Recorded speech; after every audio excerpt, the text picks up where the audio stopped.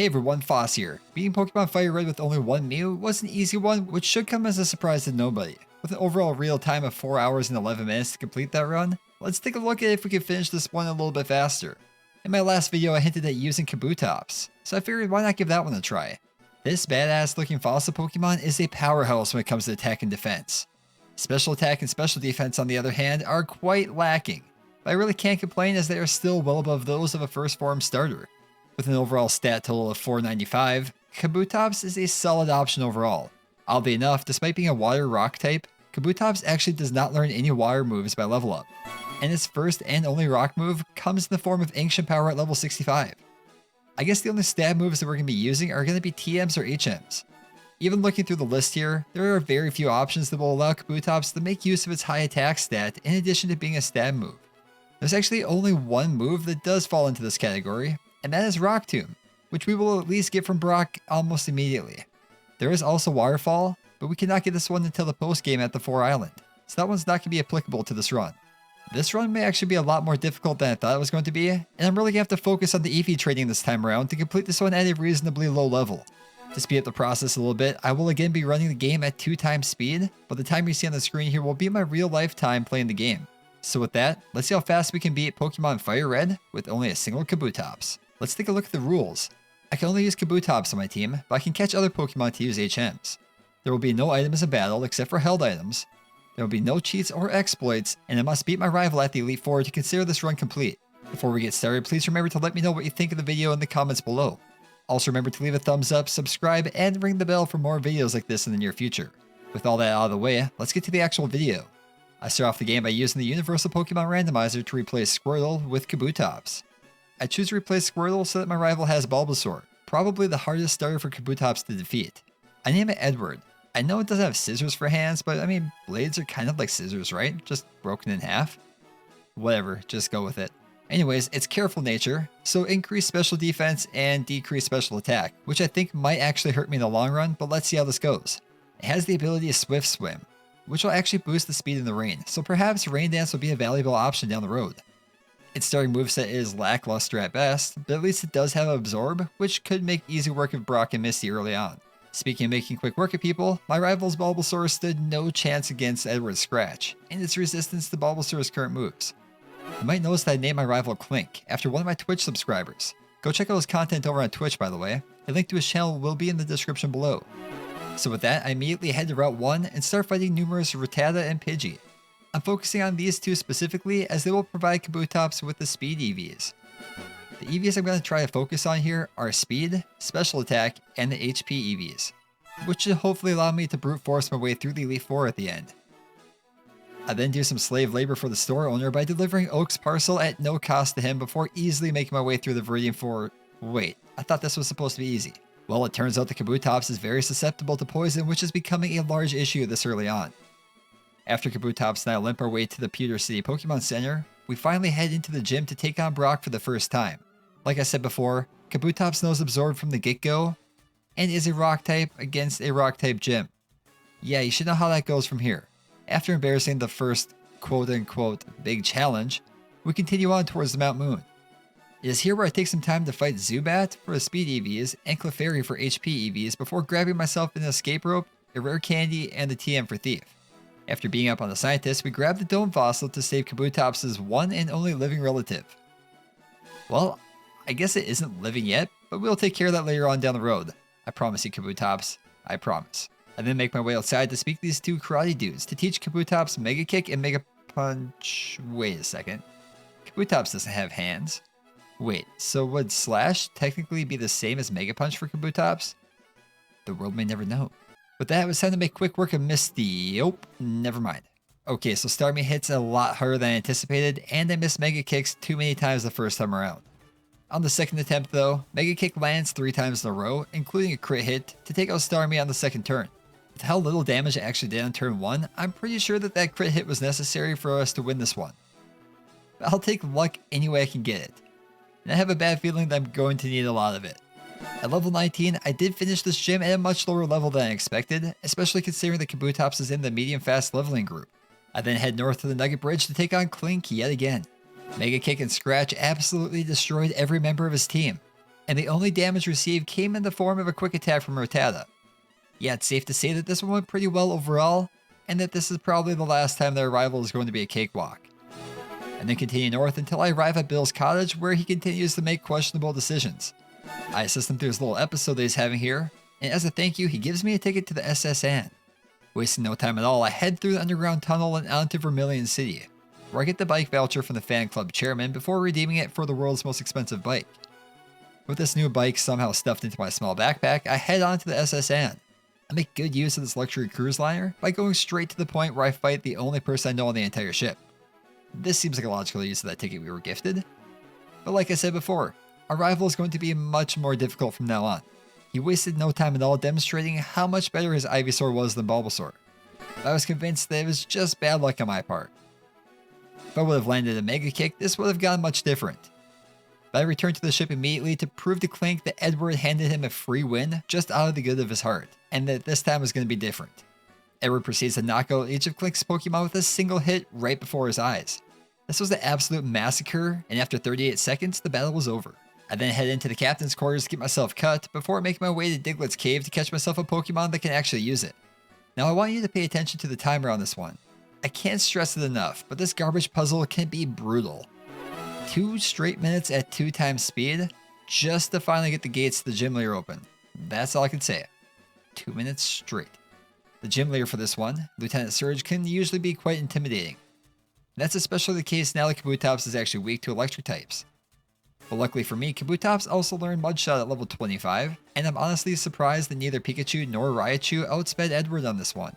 It does have a low base speed stat, but perhaps the 4 levels that I had in Raichu was enough to actually even out the speed disadvantage. Overall, Surge was no threat at all, as Mudshot wiped his entire team with a single shot each. From there, I grabbed the TM for Aerial Ace on Route 9 before making my way through the rock tunnel with some assistance from an online walkthrough. Next up on the list of to-dos was to take on Erica's gym. This one could be brutally difficult considering Kabutops is weak to grass and really doesn't have a solid move to counter these grass types. Actually, remember how I mentioned grabbing the Aerial Ace earlier? I think that replacing Mega Kick, which is very inaccurate, with Aerial Ace should do the job. Sadly though, Aerial Ace is going to take advantage of the special stat, which is very meager for Kabutops, like I said, especially since it has that decreased special attack from its careful nature. This is not ideal, but let's see if it's enough. I head straight to the gym to, Alright, Master Roshi. Keep it in your turtle shell, dude. Just move on. Okay, time to take on Erica. I start off by spamming Aerial Ace, and when Victory Bell misses Stun Spore, I figured I had this one in the bag. Tangela made it a point to show me that that was definitely not the case, as its Giga Drain does some major damage to Edward. It eventually goes down to bring out Vileplume. But Aerial Ace was not enough to take it out with a single shot, so another Giga Drain brings down Edward, and that's death number 3. That was actually much closer than I anticipated. But after losing 2 more times to Erica, I decided to try my hand out at something that I can actually win at. Gambling. I had been purchasing as many coins as I could along the way so that I wasn't losing all my money to Erica with each battle.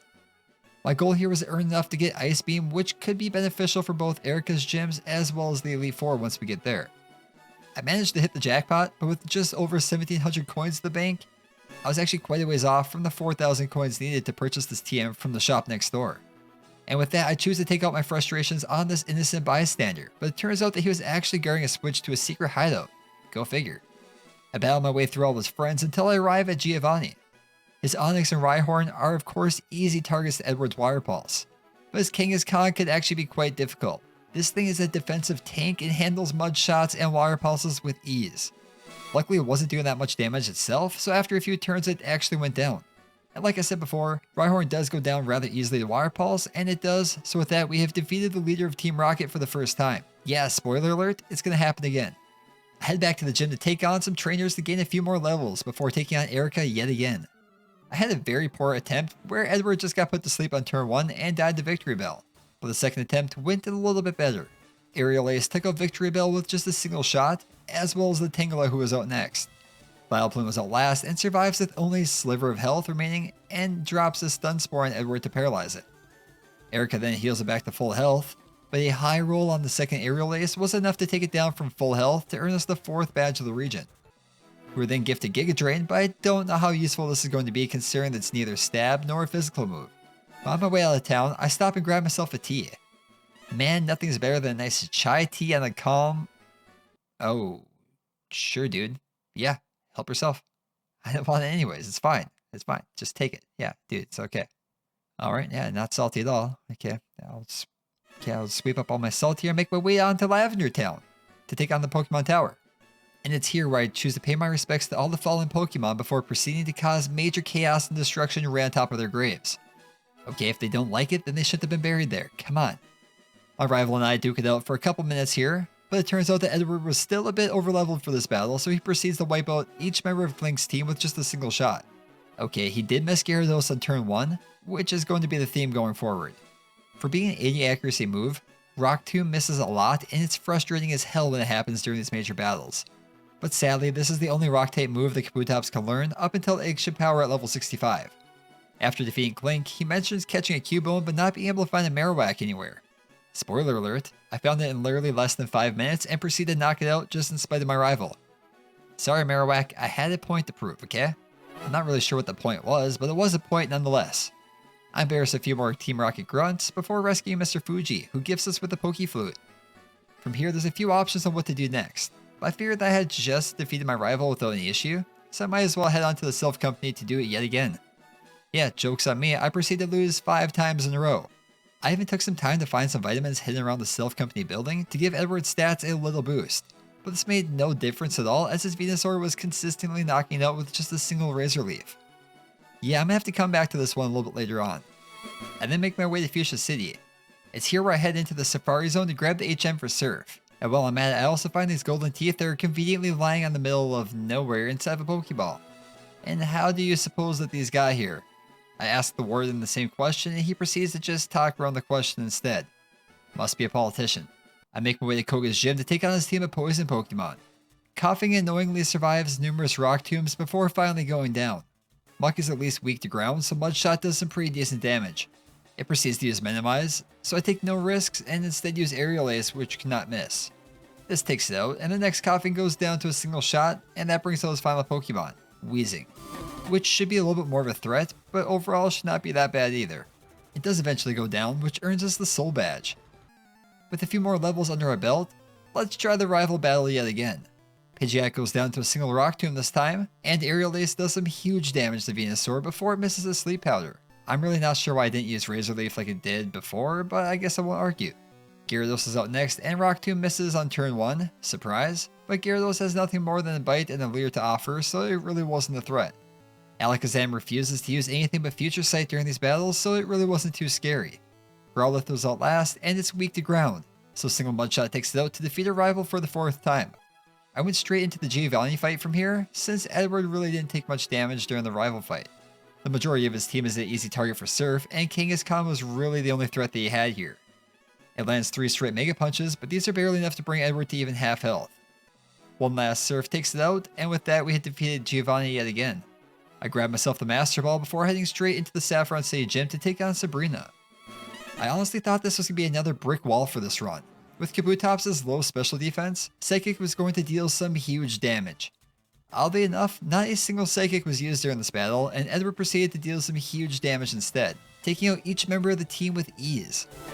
I yet again use Rock Tomb on Venomoth because obviously it's a Psychic flying type, but after missing quite a few times, I decide to use a more logical option like Aerial Ace to take it out. Why is this thing a poison bug? This isn't even a Psychic type Pokemon she's using in a Psychic Gym, whatever, I digress. And then there's Alakazam, who I thought was going to wreck me, but surprisingly I outspeed it and I take it out with a single Rock Tomb. Okay, I'll take that I guess, that could have definitely gone much worse. And since none of my Pokemon know Fly here, I had to make my way down through Diglett Cave to eventually end up at Pallet Town. From here I can surf south until I arrive at Cinnabar Island. My first stop here was to the Research Center, where I turned the Dome Fossil in for restoration. You just wait, Kabutops, you'll be with your family soon enough. I then head into the Pokemon Tower where I grab the TM for Blizzard, as well as the secret key. Yes, you heard that right. There's a secret key necessary just to open the doors to the gym containing at least 6 different trainers. Wait, are these people just like locked in here at all times until some random gym trainer shows up with a key to set them free? What kind of like psychotic dude is with the leader of Team Rocket being a gym leader in this game? This should really not surprise me. Of course, Giovanni isn't the gym leader for this one, but a different psycho is instead, and that's Blaine. Sure, this isn't the Generation 1 AI for Blaine, but it's still pretty bad. And this is also the second run in a row where my Pokemon have a solid moveset against fire types.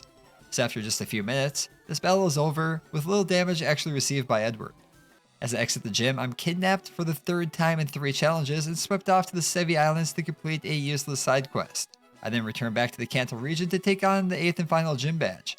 Yeah, remember how I talked about the leader of Team Rocket being a gym leader? Spoiler alerts, here he is. And with Giovanni's team being completely ground type, this one was also going to be a cakewalk thanks to Surf, which took out every member of his team with just a single shot. We aren't as far as we were in the Mew run at this time, but still not looking too bad overall.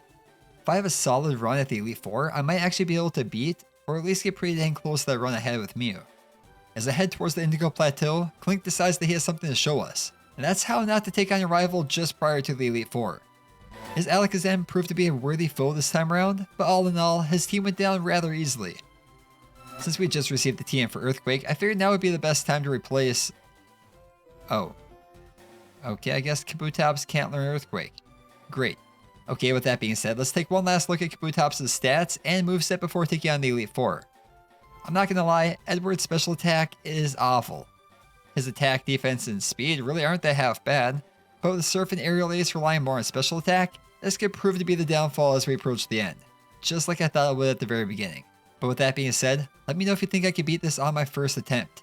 Here we go. First up was Lorelei, whose team is very good at dealing some chip damage throughout the duration of the fight. Slowbro is going to be a huge barrier here, considering I don't really have any super effective moves against it.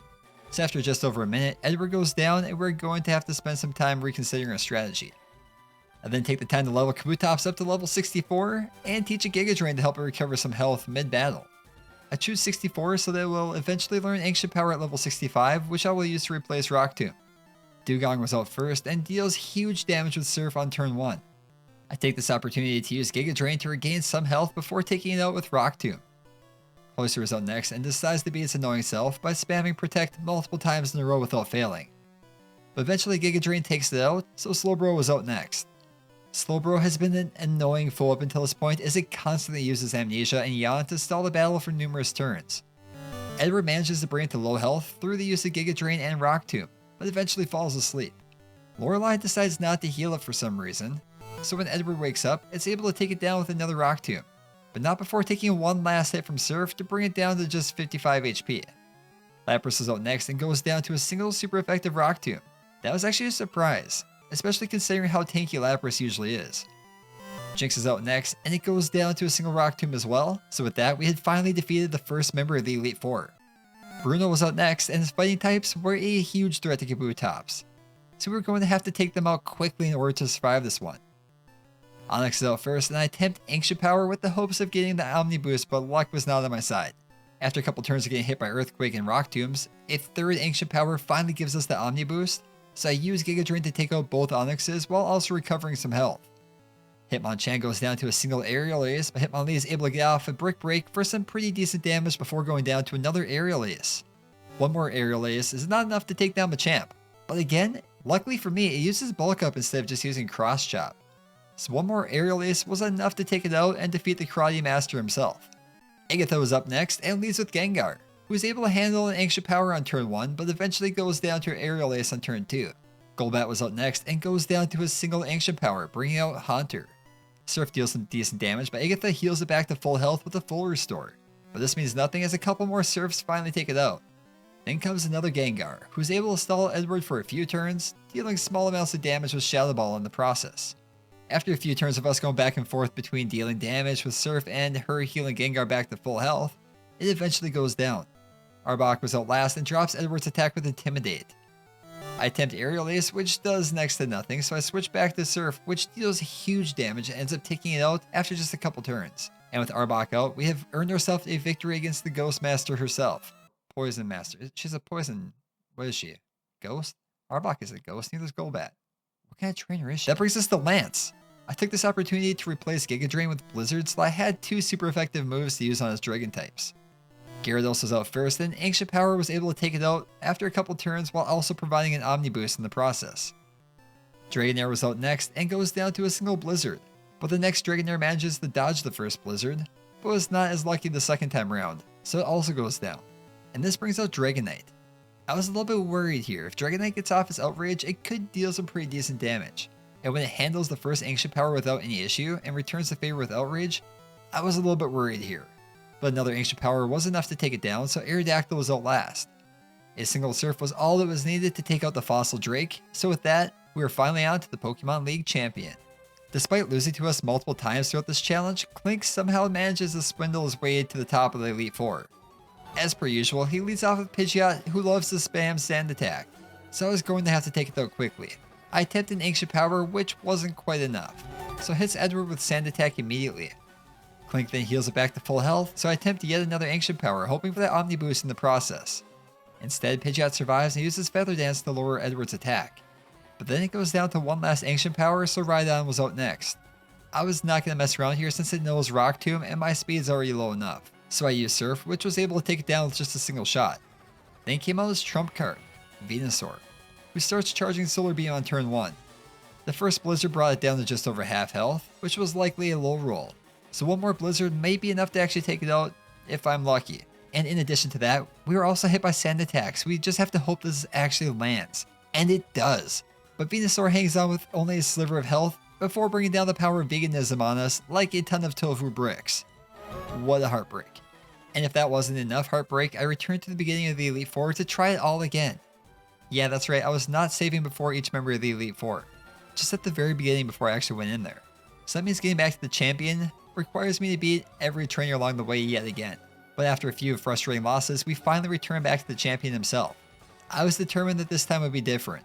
Pidgeot was out first, and Ancient Power takes it down to low health, but proceeds to use Feather Dance to drop Edward's attack once again. Klink then heals it back to full health before Edward is able to get off another Ancient Power and a Blizzard to take it out. Blizzard should really still be reliable here since Feather Dance is really only dropping the power of Ancient Power since it has no effect on special attack, which is garbage to begin with, but that's beside the point. Rhydon was out next and goes down to a single Surf, bringing out Venusaur yet again. I choose to go with Blizzard on turn 1, which again brings it down to just over half health. Venusaur then begins to bring in Light, and at this point I knew that it was over. Getting this far just to end it the same way we did in the previous attempt. Wait, what? Did we just get a high roll on Blizzard? Oh boy, how the tides have turned! Alright, we haven't got this far yet. But next up was Alakazam, which could still be pretty scary. And with this powerful Psychic looming overhead, there's a good chance that we can still lose this one. And it deals some major damage on turn 1, but a crit hit bypasses the stat drops and takes out with just a single hit. Wow. Again, luck is just on my side here. But next up was Gyarados, which drops Edward's attack yet again with Intimidate. This is bad because all other moves I have are special moves that are not very effective against Gyarados, so I'm going to have to use Ancient Power here. The first Ancient Power does very little damage to the Water Onix, but the second Ancient Power at least gets us the Omni Boost.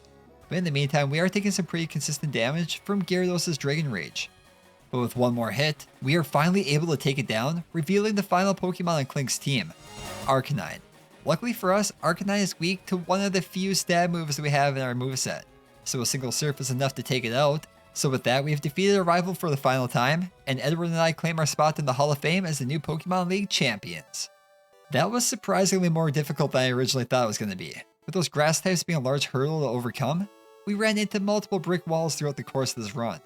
We finished this run with a time of 4 hours, 39 minutes, and 51 seconds, which is 28 minutes slower than the time that Mew had.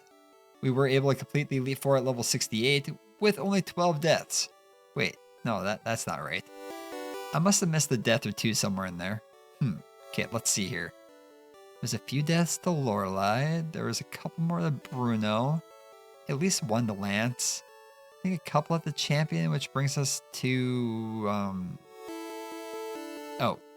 Yeah, so I may have lost quite a few times in the last 30 minutes or so of this run. I could have allowed Kabutops to gain a few more levels to make it easier, but I wanted to complete this at the lowest level possible.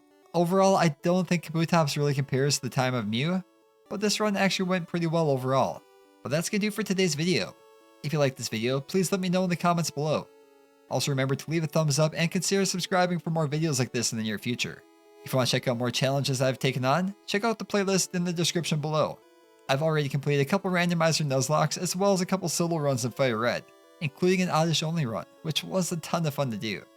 If you want to watch me take on some of these challenges live, come join me on Twitch, link in the description. But with all that out of the way, thank you so much for watching, have a great rest of your day, and I'll catch you on the next one.